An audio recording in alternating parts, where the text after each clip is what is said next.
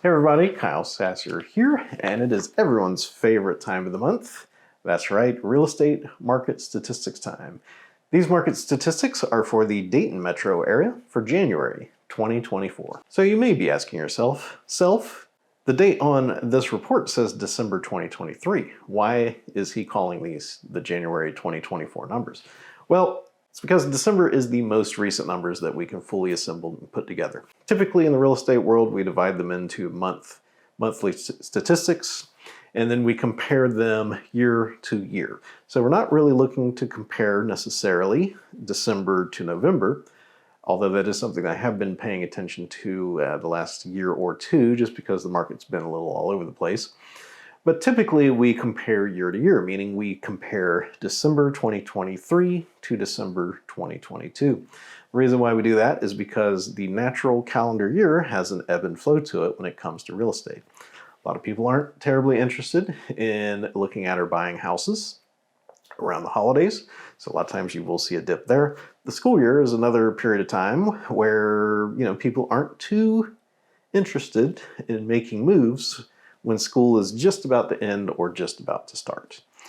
So because of that, if you compare, October to September or May to June, there will always be a big dip just because the vast majority of people aren't looking to make moves in those months. So that's why we compare year over year. It kind of gives us the broader sense of what the real estate market. The other truth is real estate usually doesn't move that fast price-wise. The last few years have been a little bit of an exception on that note, but generally speaking, prices don't usually move that much. So I'd like to take you back to a previous math class and explain the difference between average and median sales prices. So average sales price is you take the number of homes that have sold, you add up all those prices, you divide it by the total number of homes sold, that gives you the average. Median sales price is a little bit different. Median sales price is, let's say that you have 20 homes that sold. The median is the point at which there are 10 homes that sold for more and 10 homes that sold for less.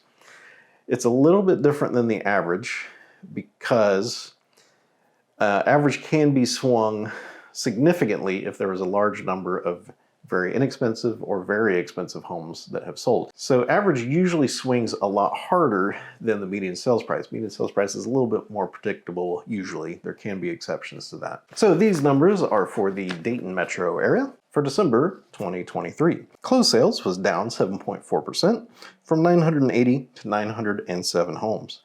Median sales price was up 13.3% from $188,000 to $213,000. Average sales price was up 11.4% from $228,816 to $254,954. Median percent of the original list price was up 0.5%, which is kind of sorry for even mentioning this, but it's at 97.6% of the original asking price. Median time to sale, so this is everything. So this is from the time that the house was publicly marketed to the closing date. Had a 0% change, it's hanging out at 52 days. Working backwards from that, we can kind of subtract 30 days because that's what the typical-ish contract runs around. And we can see that, time to contract should be in probably the 20-day range, if I had to guess. Total number of new listings was actually up 4.8%, 788, and total active inventory was down 2% to 1,401 homes. Foreclosures and short sales, still not a whole lot of activity on that side of the market. Foreclosures doubled, which sounds terrible, but it went from 4 to 8. And short sales, there was a grand total of 0 of those in the Dayton Metro area in December 2023. Now, our median home price has been bouncing around a little bit, basically between $215,000 and $230,000 for the last 9 months. So April, it was $215,000, May it was $224,000, June $230,000, July $235,000. And that was our new record median home price. And that was in the face of extremely high interest rates. August went down to $233,000, September $225,000, October $225,000, November $220,000, and December $213,000. Now, I do like to touch on the different price points because $1 million house sells on a little bit different time frame than a $400,000 house. It's not that the process of selling a $1 million house is all that different, despite what a lot of people would try to have you believe. You know, the actual techniques to effectively sell a $1 million house are about the same as what I use for a $200,000 house. The main difference is the buyer pool for a $1 million house is a lot smaller. 150 to 200,000 was down 15.3% to a total of 182 sales. 200 to 250 held pretty steady at lost 1.5%, 128. 250 to 300 also held steady. It's down 1.1% to 93.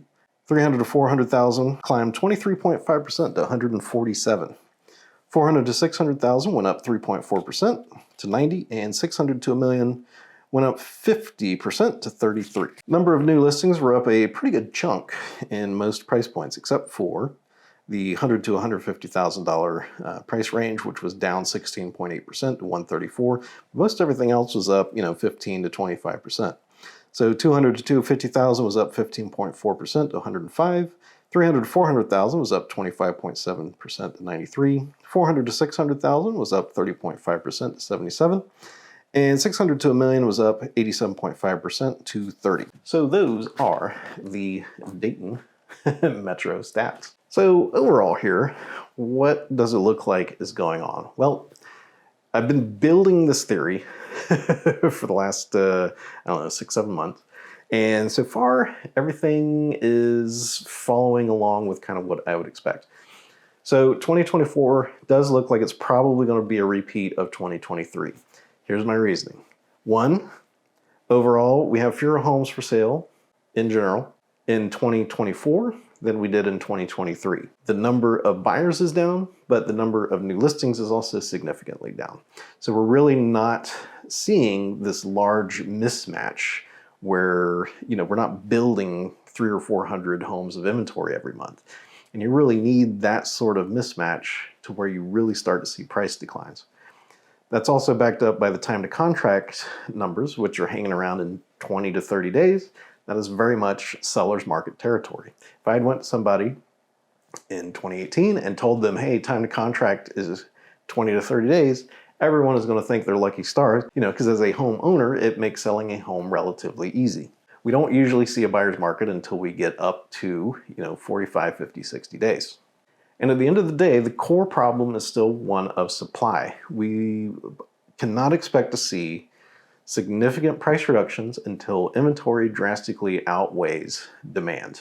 And there's a few reasons for that. Primarily, homeowners don't like selling homes for less money than last month. So the natural inclination is always to try to get a little more money than other stuff is sold for. The only time you start to see significant price slides is when everything is hanging on the market for a month. It is when everything is hanging around on the market for a couple months. At that point, sellers become willing to compromise. They sell for a little less, and then it the cycle starts repeating itself on that slide. If you had come to me in 2019, 2020 and said, hey, Kyle, in 2023, interest rates are going to touch 8%. What do you think that's going to do to home prices? I would say it's going to be a catastrophe. Basically, demand's going to crater, prices are going to slide significantly. It's going to be terrible. That's not what happened. What happened is we set new record sales prices. We set new record sales prices compared to 2022. And time to contract is down compared to 2022, and the market overall is stronger in 2023 than it was in 2022. So currently what we have, and I've kind of been touched on this for like almost a year now, we seem to have a bit of a teeter-totter kind of situation. So the level of buyers and sellers is so evenly matched that any sort of slight shift in either has an outsized effect on time to contract and prices. So currently the way the market is going is following like the year, meaning like wintertime and all that stuff. So in the winter, we usually have fewer people interested in buying, so demand drops. We start building inventory up and prices start to slide. Wintertime has been a very good time to buy for the last year, for the last 2 years in a row, including this year. Like if you're thinking about buying right now, it is a phenomenal time. But we're only building like 50, 100, 200 homes every month. Like it is a slow build on inventory. It gets to the point to where prices start to slide a little bit, but it's not enough to cause like a cascade. Then what happens? Springtime rolls around. Buyers come back because they're looking to make, fresh lives, new improvements, all those things.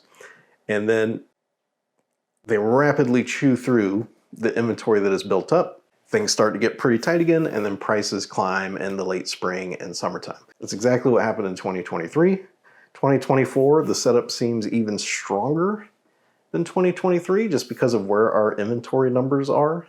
Just overall, there's fewer homes for sale now than there was in 2022.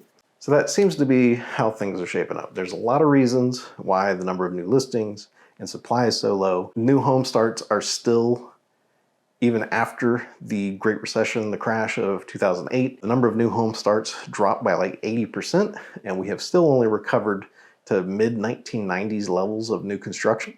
So we have that deficit that we have built up over the years. And the secondary piece is just not as many people are selling houses, like for a variety of reasons. Maybe they have it as an investment home. Maybe, they just have it at a very low interest rate. I saw something that 65% of homeowners have interest rates under 3% or 4%. So, for a lot of people, it's hard to make that decision to buy a house and look at increasing the house payment up to like a 6% interest rate.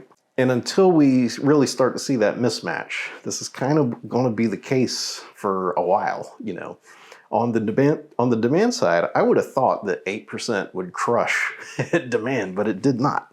Like I said, we have set new record home prices, and with interest rates having come down into the sixes now, I would expect there to be, a pretty good amount of demand to come back here in the springtime. So if you would like help finding your own amazing place in the Dayton Metro area, I would love to help you out. Contact information is down below. You can also shoot me a text message or give me a call at 937-907-6777.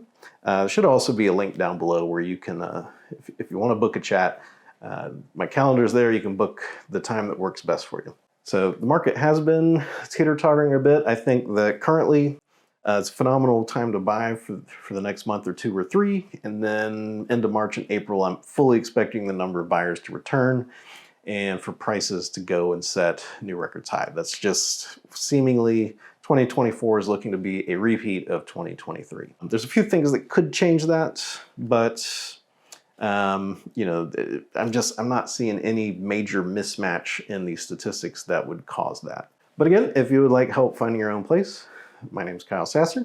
Thank you so much for tuning in, and I'll talk to you soon.